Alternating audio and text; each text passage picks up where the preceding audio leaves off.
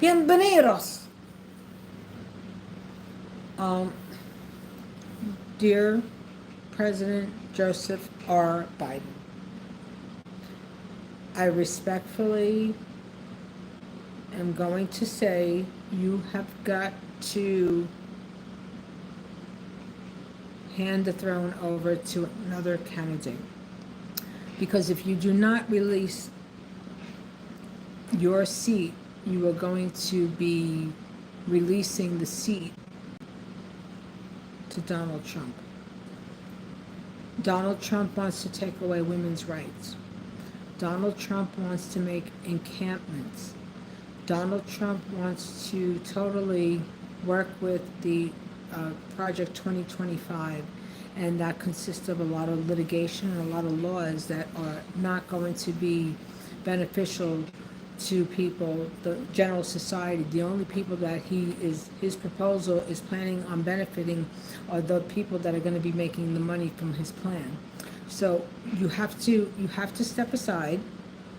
You have to step aside. You have been part of the White House. You have been part of the political DC machine for over 50 years. Your input will remain. You know that. Your input will remain. You will still have a great deal of influence over the the whole processing of governing, but you have got to remove yourself from the ballot. Pritchard from Chicago, he would be an ideal candidate. People do not want Kamala.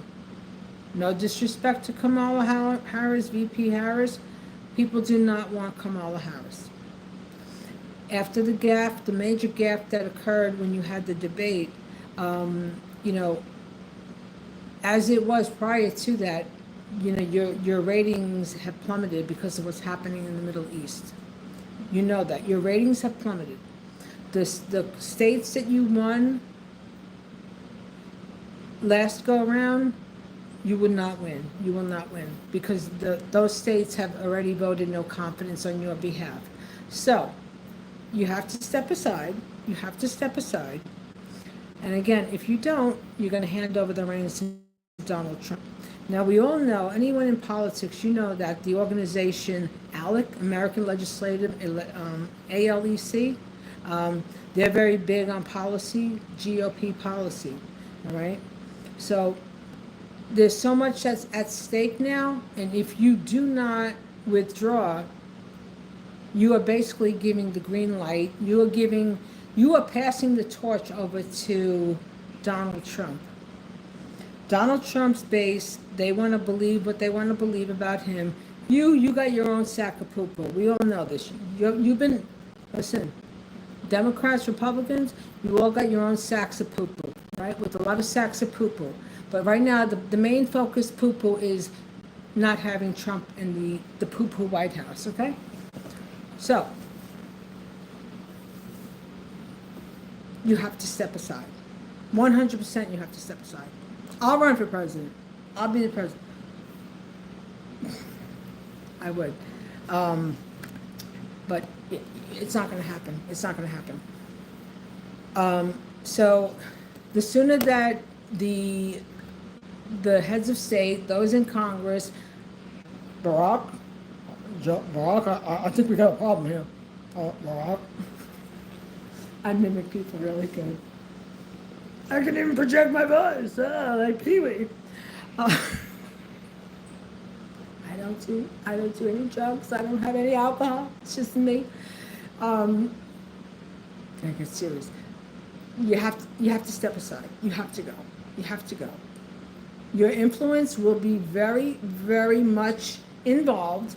You know that. I know that. But you cannot have a second term. I am 64 years old. I go and I lose a train of thought. I'm not running for president, all right? I'm 20 some odd years younger than you.